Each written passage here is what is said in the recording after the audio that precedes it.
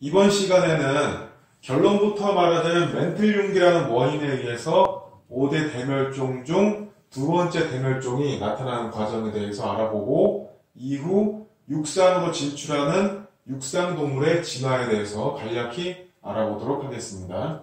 대봉기 말기에 나타난 이 대멸종은 지금으로부터 약 3억 7천만 년 전부터 3억 6천만 년 전까지 있었던 사건으로 대봉기 말기 어류가 육상으로 진출해서 양서류로 진화하는 과정과 시기적으로 겹치는 부분이 있습니다. 때문에 이 대멸종도 양서류가 육상으로 진출하는 복합적인 원인 중에 하나로 작용하였을 것으로 보고 있습니다. 지난 시간에 양서류가 나타나면서 사지동물이 육상으로 진출하였다까지 이야기를 했었죠. 한참 나중의 일이지만 이 양서류 이후 육상동물들은 이렇게 다양한 형태로 진화하게 됩니다. 그 과정을 간략히 한번 살펴보면 일단 양서류는 최초로 등장한 육지의 사지동물이지만 육상 생활을 하면서도 수중 생활과는 뗄 수 없는 관계를 갖고 있죠. 때문에 물가 주변에서 생활한다거나 아니면 알을 낳기 위해서 물로 다시 이동을 하여야 하는 등 물과 완전히 동떨어진 육상 생활은 불가능하였다 이렇게 볼 수가 있죠. 이 양서류에서 육상 생활에 완벽히 적응하면서 나타난 것이 양막류입니다. 어류나 양서류처럼 물속에서 체외 수정을 하는 방식이 아니라 체내 수정을 하여서 양막이라는 막으로 둘러싸인 알을 낳으면서 더 이상 알을 낳기 위해서 물로 이동하지 않아도 되었기 때문에 보다 육상 생활에 확실하게 적응할 수가 있었죠. 이후 이 양막류에서 진화하여 나타난 것이 단국류와 이국류입니다.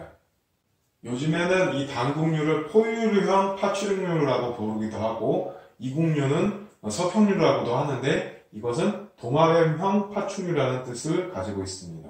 나중에 약 3억 년 정도의 시간이 흐르게 되면 이 단국류가 인간을 포함한 포유류의 조상격이 되고요. 이국류는 우리가 알고 있는 공룡의 조상이 됩니다.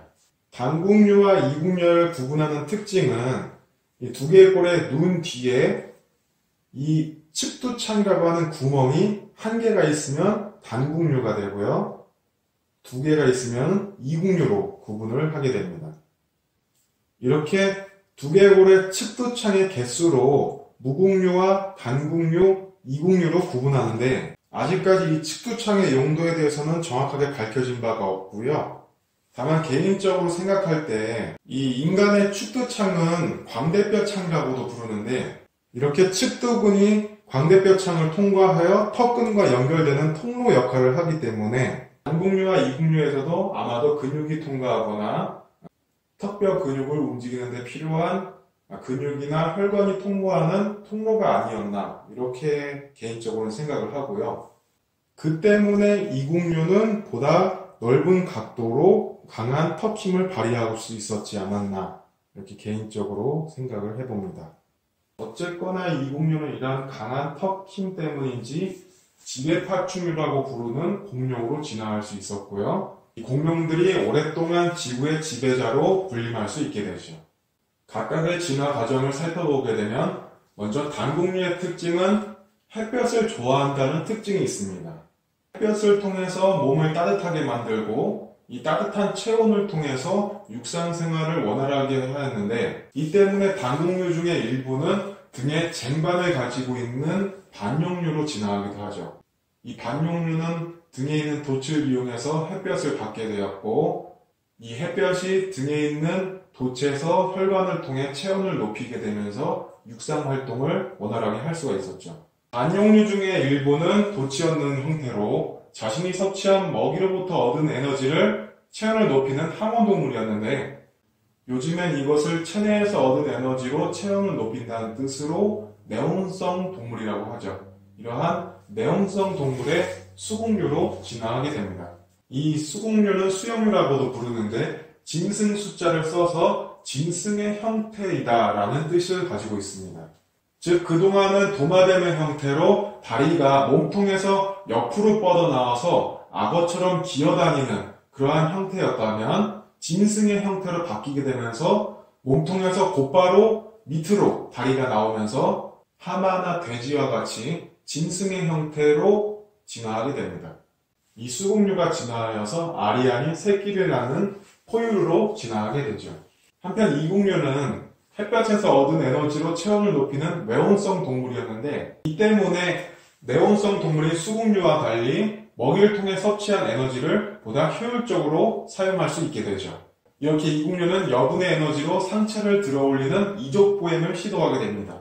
이족보행을 시도했던 이유는 악어의 형태와 같은 도마뱀 모습에서는 걸음을 걸을 때마다 다리가 흉부를 압박하여서 호흡의 방해를 받게 되었는데, 이것을 캐리어의 구속이라고 합니다. 이 캐리어의 구속을 피하기 위해서 상체를 들어올리는 시도를 하였고 이족보행에 성공하게 되죠.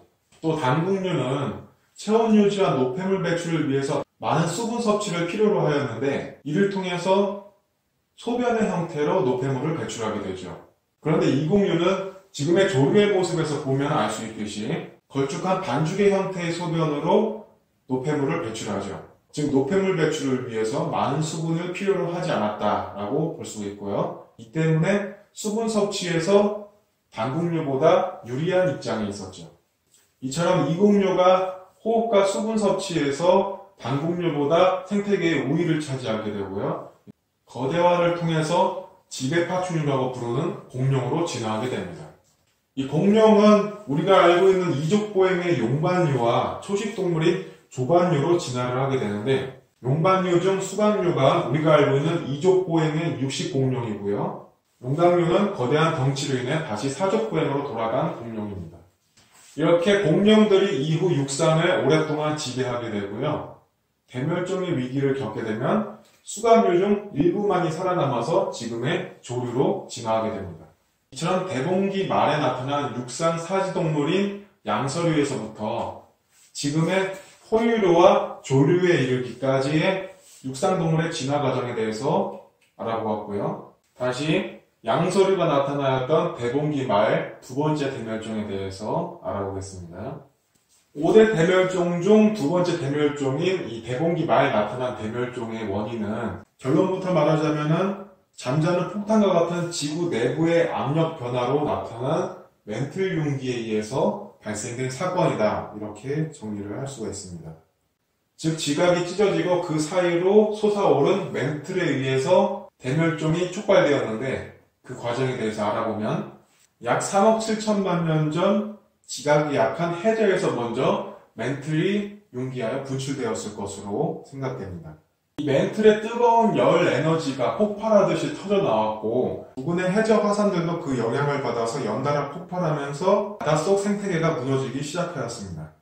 이 해저 생태계는 얕은 바닷가의 산호초에서 작은 물고기들이 번식하는 것부터 생태계의 기초가 형성되었는데, 이 멘틀 융기의 영향에 의해서 산호초가 파괴되고 작은 동물들의 서식지가 파괴되기 시작했던 거죠. 가장 먼저 해저 생태계가 파괴되고 그 다음 온실가스로 인해서 기후마저 변하게 됩니다.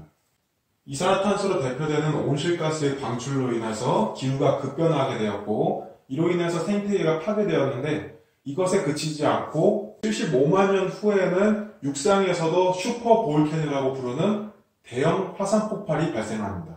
이 화산 폭발에 의해서 나타나게 된 화산재가 태양빛을 가리면서 지구의 기온이 10도 이상 낮아지는 화산 겨울에 들어가게 됐죠. 이 화산 겨울이 끝났을 때는 이 대멸종의 영향으로 인해서 지구 생물의 70%가 멸종하게 됩니다. 이렇게 대멸종을 겪은 생태계는 천만 년 후에 복구되기 시작하는데, 이것이 석탄기의 시작입니다.